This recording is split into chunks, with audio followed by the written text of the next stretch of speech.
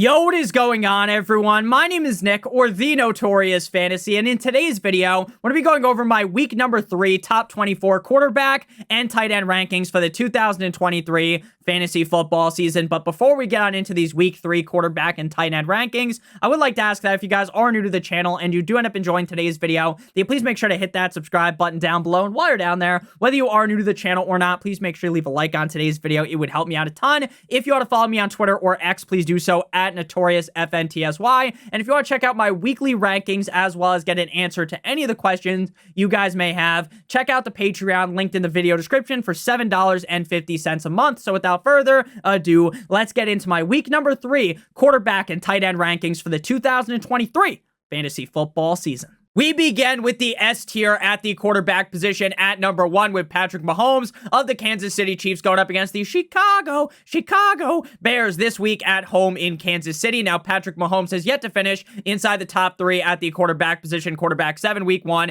and quarterback 12 in week number 2. But at the end of the day, this is a wet dream matchup for Patrick Mahomes. The Chicago Bears defense is down astronomical. The Bears defense is absolutely atrocious. So I think Patrick Mahomes gets it done in a big way in week number 3. There's also the bonus that maybe Justin Fields puts the pieces together right. So far this season, we've seen Justin Fields try to put a square peg through a circular hole, but I think maybe in week number 3, Justin Fields comes correct and has a better game, and if that is the case, then Patrick Mahomes could be pushed into a higher scoring narrative where he might be able to put up a crazy score. But even if Justin Fields is kind of just like he was through the first 2 games. Honestly, last week he was pretty atrocious. Patrick Mahomes should be just fine again. This Chicago Bears defense is awful. At number 2, Josh Allen of the Buffalo Bills going up against the left hands up. Who are we? The Commanders in Washington. Down week 1 for Josh Allen, right? This guy looked like a chicken with his head cut off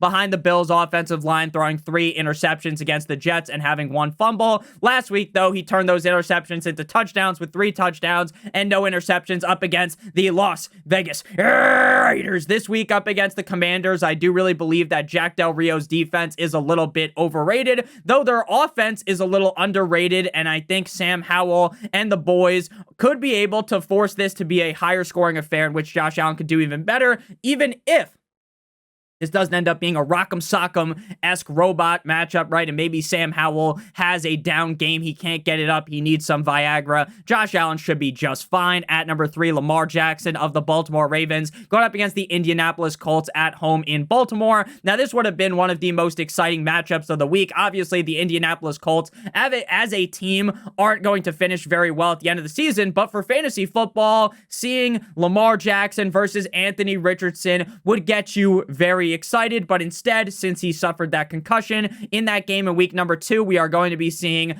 Gardner Minshew under center for the Colts. So this game might not be as high scoring as it originally would have been with Anthony Richardson, but again, Lamar Jackson is a must-start piece weekly, and he hasn't even broken 100 rushing yards yet in a game this season. I think this will be the week that he does so up against the Colts. At number 4, we have Jalen Hurts of the Philadelphia Eagles going up against the Tampa Bay Buccaneers in Tampa Bay on Monday Night Football, the first of 2 games on Monday night. Quarterback number 4 last week up against the Vikings, one of the most entertaining games of the week, and shockingly, it was a Thursday Night Football game.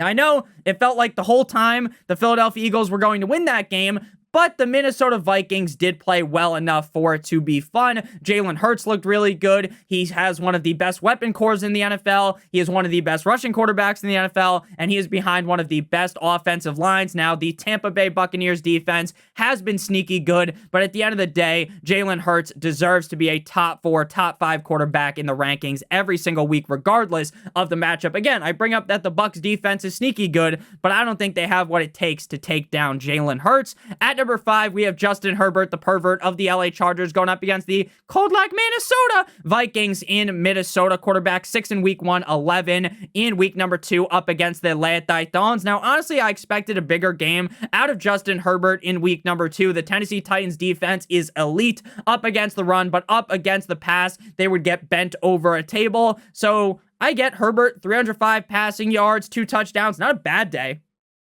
by any means, but Justin Herbert kind of folded like a table the drunk Bills fans jumped through at the end of the game when the ball was in his hands to win the game. Same thing happened up against the Dolphins. Justin Herbert has that choke fucking gene. He's about as clutch as having Giannis Antetokounmpo shoot a free throw at the end of the game to win the NBA championship, because we all know that ain't happening. So Justin Herbert, again, despite his anti-clutchness up against the Minnesota Vikings, a bottom of the barrel defense. This is my favorite game of the week. Now, as a Dolphins fan, obviously, I'm going to be very excited to see Tua take on Russell Wilson. It'll be fun, but in terms of scoring, this is going to be that Rock'em Sock'em Robots-esque match, right? That super high-scoring game, and I love Justin Herbert as well as Kirk Cousins, Kirk Go Chains, quarterback of the Minnesota Vikings going up against the Chargers. That Chargers defense looks putrid. Quarterback 9 in week 1, quarterback 2 up against the Eagles last week. Kirk Cousins beat the allegations that this guy struggles in prime time. Fantastic performance out of Kirk Cousins, over 300 yards and 2 or more touchdowns in each of the first 2 games of the season. I think this guy's a stone cold lock to finish as a top 8 quarterback on the week. And again, while normally the S tier quarterbacks are just a couple of guys, this week there is a whole lot of quarterbacks that I like as S tier options, as guys that you just must start. Obviously, you're always starting Pat Mahomes, Josh Allen, Lamar Jackson, Jalen Hurts, Justin Herbert, but based upon how Kirk Chains has been playing, he gets elevated into the S tier, especially because of the matchup moving into the A tier. A slight demotion to Tua Tagovailoa of the Miami Dolphins going up against the Denver Broncos. Now, the Denver Broncos defense is banged up right now. They are missing a couple of pieces. The cornerback 2 in Denver is absolute dick cheese. The problem here is Tua might be without his number 2 weapon or his 1B weapon on the team. Jalen waddled away, waddle, till the very next day. Bum. But at the end of the day, even if Jalen Waddle isn't able to play and they've got River Craycraft, and Braxton Berrios filling in that role, Tua Tagovailoa is going to lay some pipe down for that ass like he's a plumber, like his name is Mario or Luigi. I love this spot for Tua. My only worry is that without Waddle, maybe Coach Mike McDaniel looks to run the ball a little bit more in this game. But even so, Tua is a lock to finish top 12 on the week. And again, I know, Nick, he had a down game against the Patriots. Yeah, I know, but I didn't really expect that huge of a game, if I was being honest with you guys. And I told you guys that in the quarterback rankings, as well as the quarterback start-sit video from week number 2.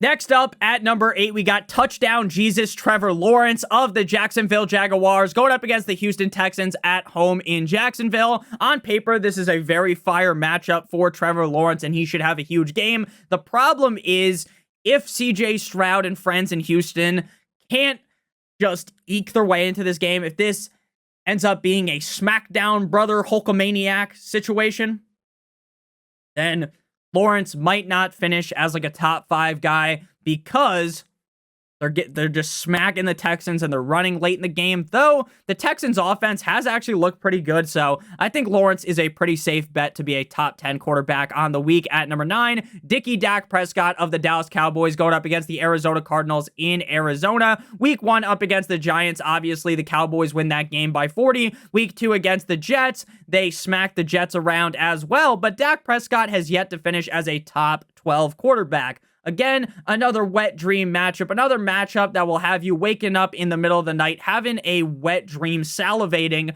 thinking about the matchup against a sorry Cardinals defense. The problem here, no mas for this game, is this might be a repeat of week 1, right? Where the Cowboys are smacking around Will Smith style the defense, and you just see a lot of Pollard, a lot of Deuce Vaughn, Rico, the other running back there, and you don't see as much Dak Prescott. So again, the upside is incredible, but I do worry that this game might get out of hand very, very quickly. Moving now to the B tier quarterbacks, we got 2 guys here. The Goffinator, Jared Goff of the Detroit Lions going up against the Atlanta Falcons. Quarterback 18 week 1, quarterback 6 in week number 2. A loss to the Seattle Seahawks. That was an electrifying performance. This week up against the Atlanta Falcons, that defense, to me, in my opinion, is a little bit sneaky good. But if Desmond Ridder and this offense commit to throwing the ball more, obviously, it really isn't Ridder's choice.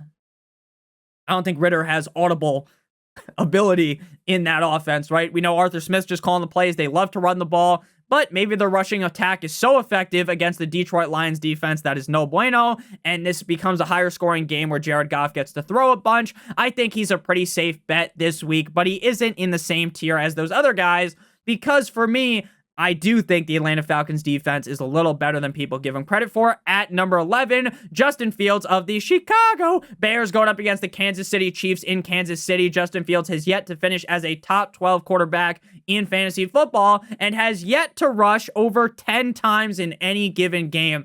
Justin Fields, please, for the love of all that is good in fantasy football, run the ball this week.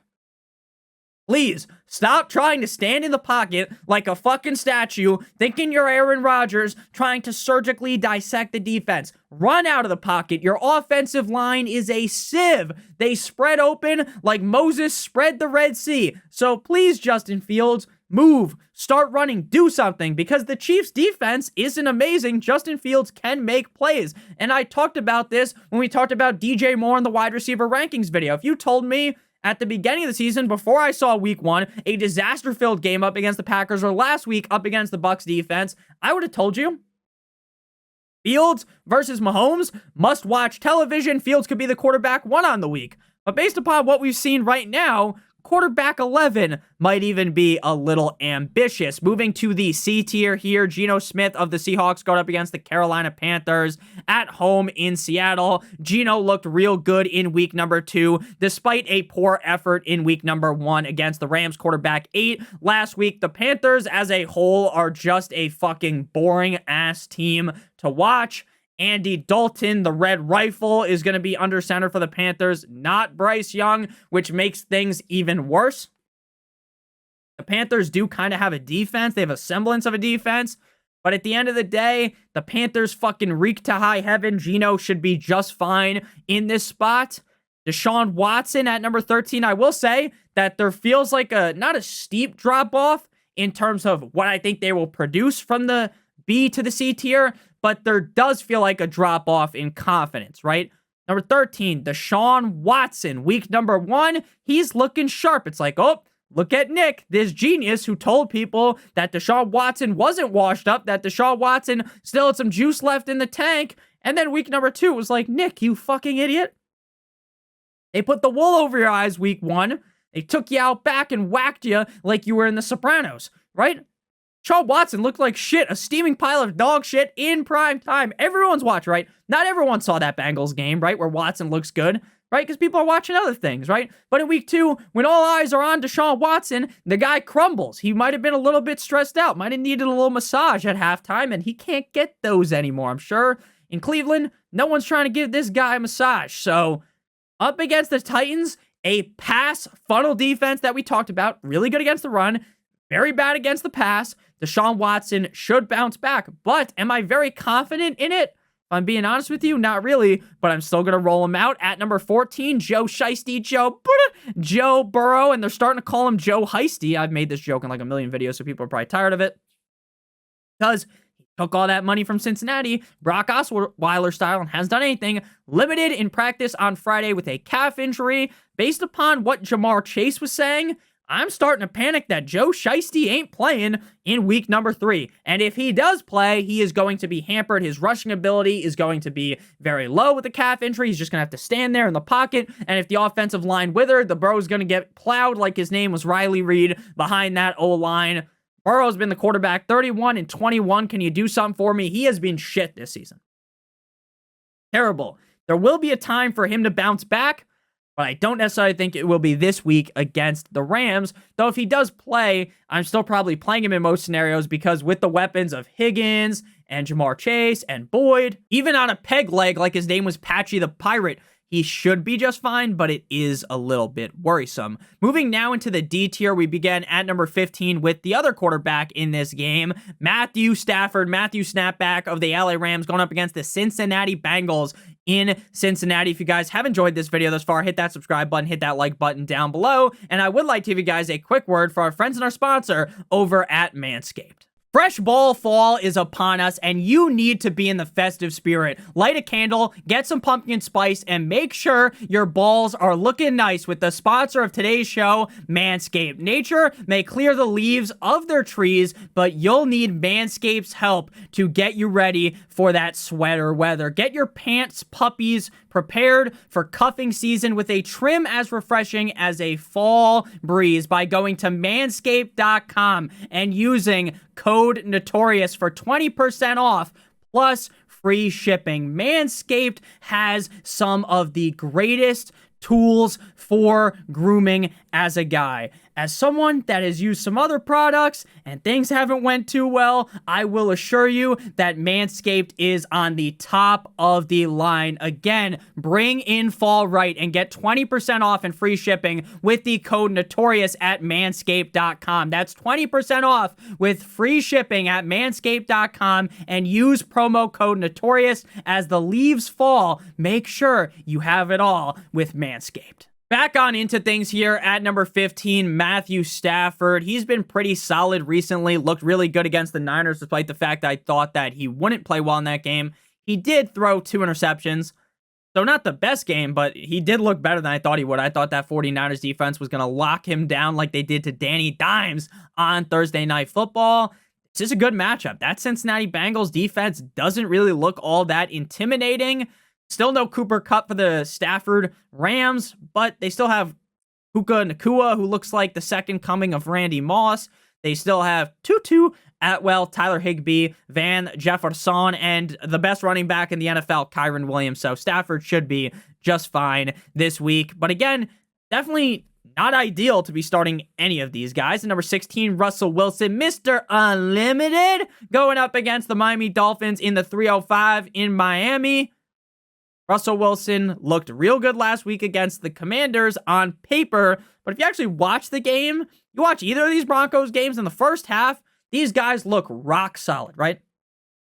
The game plan is fantastic. It's amazing. The Broncos are moving the ball left and right. It's as easy as 1, 2, 3, A, B, C, like the Jackson 5. And then in the second half, there are 0 adjustments made by Sean Payton. Russell Wilson looks compromised in the second half. He looks like he has no idea what he's doing. It looks like, you know, Mr. Limited from last season, right? The version of Russell Wilson that was dog shit under Nathaniel Hackett. So maybe he starts off strong against the Dolphins, but I feel like it's the same shit, different day every game with Russell Wilson. I know, but Nick, he threw that crazy Hail Mary touchdown at the end of the game. Don't you remember? Yeah, he pulled a rabbit out of a hat. You watch the games. The first half, this offense is humming. They're humming. And the second half, snoring like fucking Snorlax. So I don't think Russell Wilson's that bad, but I also think the Dolphins defense is sneaky better than we give them credit for.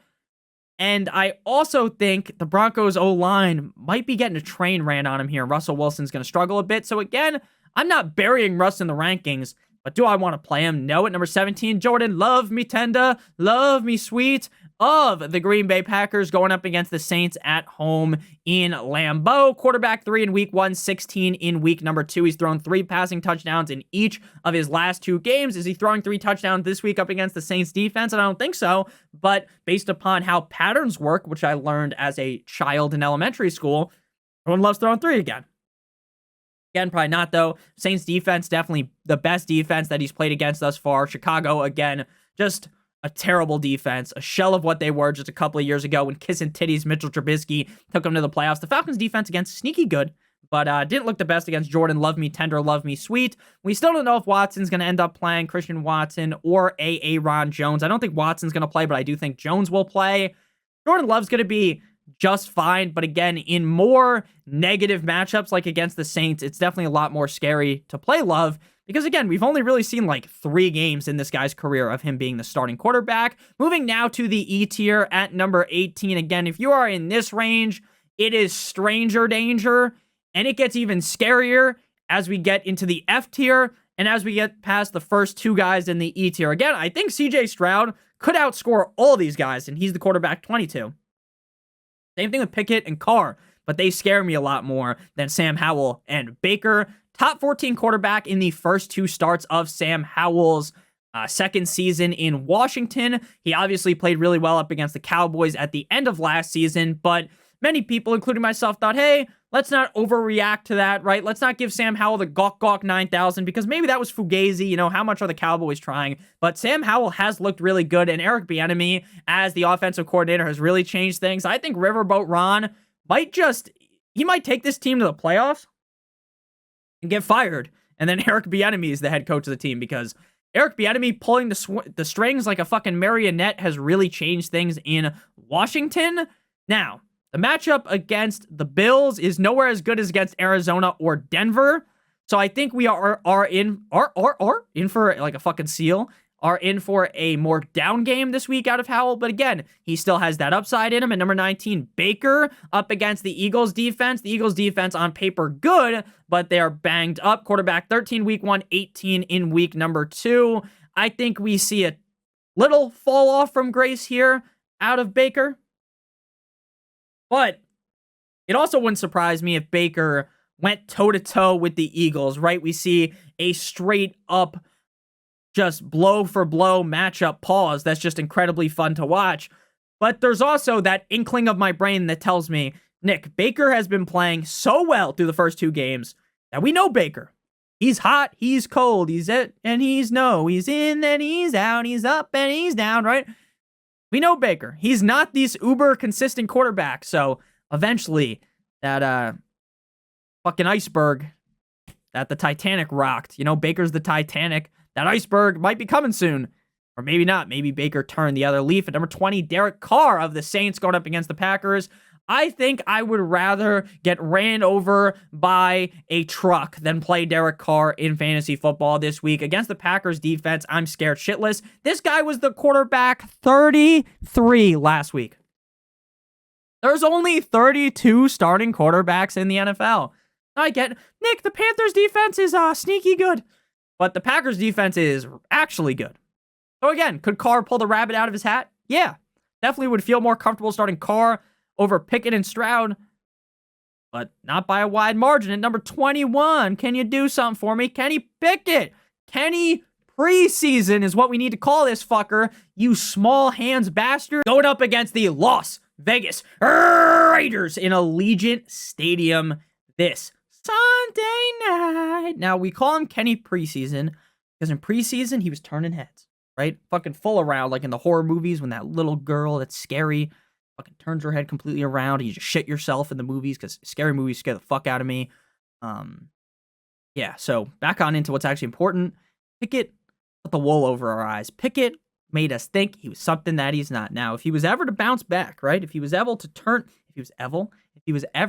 right the ship, right the passage, be up against the Raiders.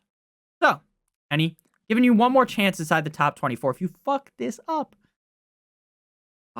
you might not even be in my quarterback rankings next week, even against the Texans defense. At number 22 to close out the E tier, we got CJ Stroud. CJ Stroud looked pretty good through his rookie campaign. Biggest issue for Stroud is that the offensive line is a wet napkin, right? You just push your finger right through there, it goes right through, right? The defense of the Jaguars, sure, they're not world beaters, but they're also not terrible. So I think Stroud's going to be pressured a lot. He's going to be under pressure in this game. So again, while he was quarterback 13 last week, he certainly has it in him. And I feel like I have to rank him top 24 every week going forward. I am concerned weekly that the offensive line is just going to do this guy dirty. Moving now to the final guys here, the F tier. If you have to start these guys, you're probably fucked anyways. Jimmy G-Spot of the Raiders going up against that tough Steelers defense. Good in week 1, down week 2. Again, the Steelers defense is incredibly scary. So we are going to go with Jimmy Garoppolo's quarterback 23. Again, you know he's kind of consistent. He should probably finish inside the top 24, but won't do anything past that. Number 24, Gardner Minshew of the Indianapolis Colts.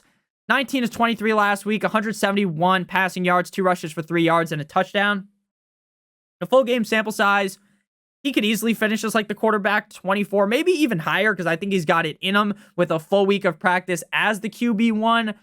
But again, on a 1 week sample size, you really want to be relying on Gardner Minshew. Moving now to the tight end position, beginning in the S tier with, bitch, you guessed it, at number 1, Travis Kelce. Who would have known, right? Travis Kelce would be the tight end number 1 in my rankings. I know, shocker to everyone. This week going up against the Chicago Bears. Didn't play in week 1. Tight end number, drum roll please, 5 in week number 2. Better days ahead for Travis Kelce, who didn't even have 30 yards in that game. 9 targets, 4 receptions, 26 receiving yards, and a touchdown. Also, I believe he got fined for punting that ball after he scored into the crowd in Jacksonville. You don't have to, or I don't have to talk much about Kelce. I don't have to fucking gargle on this guy's nuts for you to know to start him. At number 2, Mark Andrews going up against the Colts in Baltimore. Tight end 3 last week, just like Kelce didn't play in week number 1. Solid game in week number 2 again.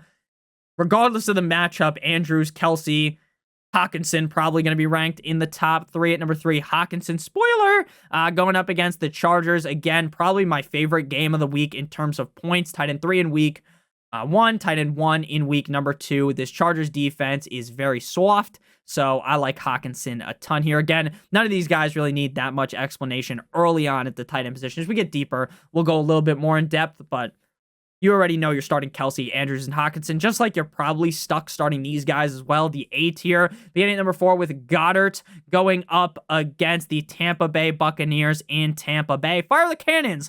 Tight end numero 20 last week in PPR up against the Vikings, though he had 7 targets, 6 receptions, just 22 yards. This Eagles offense is amazing. I know that these guys are going to have up and down games at Brown, Smith, as well as Goddard, but Goddard's always a safe bet at tight end. And again, how much lower can you rank him, even if he struggled slightly through the first 2 games? At number 5, we got Easy E, Evan Ingram, who's been a top 6 tight end in both of the last 2 games, currently tight end 5 on the season. Great matchup up against the Texans, has gotten 5 or more targets through the first 2 games. Again, an incredibly safe option. At number 6, Hunter Henry, who is the tight end number 2 in fantasy football right now. I think that barely anyone would have thought that would happen, except for some delusional Patriots fans. The Patriots 0-2, but Hunter Henry still been balling for fantasy. Tight end 1 in week 1, tight end 2 in week number 2 up against the Dolphins. Now, going up against the Jets is definitely the toughest task he has yet to face, as well as for Mac Jones. But at the end of the day, Mac Jones doesn't need to be Superman for Hunter Henry to be successful, continuing to just throw him the ball 6-7 times a game. Hunter Henry has a nose for the end zone as well. So at this point, you got to be starting Hunter Henry. Moving now to the B tier at the tight end position, beginning at number 7, Sam Laporta of the Detroit Lions going up against that hot Atlanta Falcons defense. Rookie year, tight end 8 in week 1, tight end 8 in week number 2, back-to-back weeks as the tight end 8, currently the tight end 6 on the season. 5 or more targets in both games, has yet to score a touchdown, but it feels like that touchdown's coming for Mr. Laporta. This range of tight end, there is a stark drop-off, in my opinion, from the upside of being the tight end 1 and of safety from the S and the A tier, right? Sam Laporta's been pretty reliable, right? But we've yet to see him be that top 5 guy. It could be coming. Number 8, Zach Ertz, my ball, Zach Ertz, iconic fantasy team name. 8 or more targets in the first 2 starts, yet to score a touchdown, but he's gotten 6 receptions in both games. A lot of the time at tight end, volume is just so key. There's so many bad tight ends that just don't get targets, or not bad tight ends, but just tight ends that I think should be good, like Dalton Schultz, these good players that just don't get enough targets. Ertz, getting up there in age, obviously, might need to use a walker after this season because he's so fucking old. Haha, so funny, Nick. But yeah, even up there in age, and even with Joshua Dobbs under center, Joshua throw up a Dobb under center, the Zach Ertz train continues to be decent. So we're going to keep starting him even up against a stronger Dallas defense. At number 9, Tyler Higbee of the Rams going up against the Bengals in Cincinnati. 2 just all right games to start off the season. You start Higbee because you know the targets are coming. And it just feels like better days are ahead for Higbee. Tight end 15 week 1, tight end 38 last week, but he got 7 targets last week, just a little unlucky up against a tough 49ers defense against the tight end. So it feels like brighter days are ahead for Higbee, especially without Cooper Kupp. At number 10, Kyle Pitts of the Atlanta Falcons going up against the Detroit Lions in Detroit. Now I know, Nick, Kyle Pitts keeps shit in the bed. How do you keep ranking him inside the top 10, Nick? This is like the definition of insanity from Far Cry 3, don't you know? Don't you know, Nick, that you should probably stop starting Kyle Pitts? Yeah, I do know.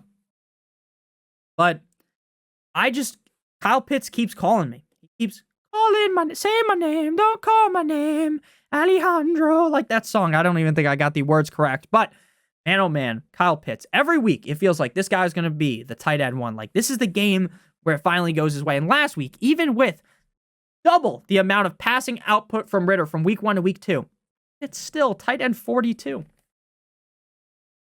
Just throw Pitts the ball, please. Just throw him the ball. Again, if I drafted him, I'm not fucking sitting him unless I have someone ranked higher because we know the upside's there. But man, oh man, do I feel like an idiot for liking Kyle Pitts. Thinking something would be different, right? It's like those people that get back with their ex, like expecting something to be different. It's the same shit, different day. That's how it's been for Kyle Pitts' career. At number 11, Pat Freiermuth going up against the Raiders in Viva Las Vegas. He has 2 receptions on the year for 5 yards and a touchdown. Not good because Kenny Pickett sucks right now. Again, if there's ever a game for Pickett to right the waves, to fix everything, it would be here against the Raiders. So we're going to keep believing in Freiermuth for 1 more week. But again, we'll probably believe in him again next week because even if he shits the bed here, he's got the Texans in week 4. Moving next to the C tier, we got number 12, David the Chief Njoku. And after, again, some of those guys that were in the top 11, a little bit suspect. But now that we're here in the C tier, this is where things are getting real sus, all right? Like a game of fucking Among Us. And I know that was a cringe joke in the year 2023. Has yet to finish inside the top 24 in PPR. Still really good tight end. And Watson likes throwing to the tight end, but we need a strong game out of Watson again. Pass funnel defense against Tennessee. Hopefully this is Njoku's best game yet. At number 13, Dalton Kincaid of the Bills going up against the Commanders in Washington. Very clear that the Buffalo Bills want to use both Kincaid and Dawson Knox. There's a lot of Dawson Knox truthers in the offseason. I definitely didn't disagree with them necessarily, but I always talked about how Knox wasn't going away, right? Last season, before the season, they backed up the Brinks truck. They gave him one of those fat checks that you get when you win the lottery for Dawson Knox. So Dawson Knox was still going to be used, even though they drafted Kincaid in the first round, right? We are still going to see Dawson Knox one time if you are with me. So Kincaid, touchdown dependent, hasn't scored a touchdown yet, but this Bills team is really good, so you're probably going to talk yourself into playing Kincaid. At number 14, Luke Musgrave of the Green Bay Packers going up against the Saints. Again, not an ideal matchup, but Musgrave continues to get a lot of usage in this offense, a high snap count, clearly the tight end, number 1. Maybe Jordan Love Me Tender, Love Me Sweet finds him in the end zone this week. At number 15, Jake Ferguson of the Cowboys going up against the Arizona Cardinals in Arizona. He's been getting the targets, but he has 11 yards in week 1, 11 yards in week 2. That's not very promising. But the targets keep being there, so you feel like the tides are going to turn for Ferguson, especially up against a bad Cardinals defense. And number 16, Gerald Everett. For some reason, this team just stops using Quentin Johnston when they should be using Quentin Johnston. Gerald Everett is still a very touchdown-dependent tight end, but again, this matchup, it's raining touchdowns, like it's raining tacos, that old school song. So Gerald Everett, again, do I love him? No, but I feel like the touchdown could come his way. Moving now to the D tier at number 17, Cole Kmet of the Bears going up against the Kansas City Chiefs in Kansas City. Keeps getting the targets, but they're not very accurate because Justin Fields reeks to high heaven, and he hadn't scored a touchdown because this Bears offense is dog shit. If Fields figures it out, Cole Kmet is going to start rising up the rankings. But right now, with how Fields is playing, I feel like we can't rank him much higher. Number 18, Hayden Hurst of the Panthers going up against the Seahawks in Seattle. Dominant week 1, down week 2. Now with Andy Dalton, the red rifle, under center. I feel like Hayden Hurst is just going to finish anywhere from tight end 18 to 24. And maybe Andy Dalton gets him a touchdown. If not, you're probably going to be pretty sad. At number 19, Chig Okonkwo of the Titans going up against the Browns in Cleveland. Bounces back after a poor week 1 performance. He continues to be open, but Tannehill continues to look like fucking Stevie Wonder in the pocket trying to find an open receiver. But he went 4 for 4 like he was at Wendy's last week for 35 receiving yards. Feels like there's better days ahead for Chig. Hopkins doesn't play, though. I would move Chig up the rankings a little bit. At number 20, Juwan Johnson of the Saints going up against the Green Bay Packers in Green Bay. Decent matchup for the tight end. But this team continues to just throw Taysom Hill out there. You continue to see Taysom Hill take over as quarterback in the red zone or just be a pass-catching option at tight end, which does hurt Juwan Johnson. Obviously, you don't want Taysom Hill throwing the ball, even though Derek Carr sucks donkey cock right now. And you also don't want Taysom Hill going in there to catch the ball because then Juwan Johnson isn't out there. Terrible sledding right now for Juwan Johnson. At number 21, Dalton Schultz of the Texans going up against the Jaguars. Now, Dalton Schultz is a guy that I really talked up in the offseason. I like this Texans offense. I like CJ Stroud. The problem is Stroud just isn't feeding him the rock as much. He did get 7 targets, though, in week 2, so maybe there are brighter days ahead for Schultz. But right now, I don't feel comfortable enough saying he should be a start. At number 22, Cade Otton has looked pretty good recently. Tight end number 11 last week. But when you're in an offense with Mike Evans, Chris Godwin, and Rachaad White, who are probably all going to get more targets than you, it's hard to rank you much higher. Closing out things here, tight end 23 and 24 in the E tier. Tight end 23, Dawson Knox, one time if you're with me. Scored a touchdown last week. It feels like Kincaid's the number 1, but Knox isn't going away, and in the red zone, Knox could be the one scoring instead of Kincaid, and he could outscore him. And at number 24, Kylen Granson, top 14 tight end in the first 2 games. I'm ready to move Kylen Granson up the rankings once Richardson's back in the game. Because I love Minshew. I love the Minshew mania. It's so exciting, right? But you definitely want Richardson in there for Granson to see his full potential. Mo Alley Cox still on the team as well. But eventually Jelani Woods is going to come back, and that might derail the Granson bandwagon. So thank you guys all so much for watching. If you did end up enjoying, make sure you hit that subscribe button down below as well as hit that like button. It would help me out a ton. Make sure you guys check out the Patreon if you want for my rankings every single week, updated all through Sunday with all the injury reports. For $7.50, linked in the video description. I also answer every single question on there. I love you guys all so much. Hope you have a great rest of your guys' day. Shout out to Manscaped. Link in the video description. Love you guys. Have a great one. As always, good boy.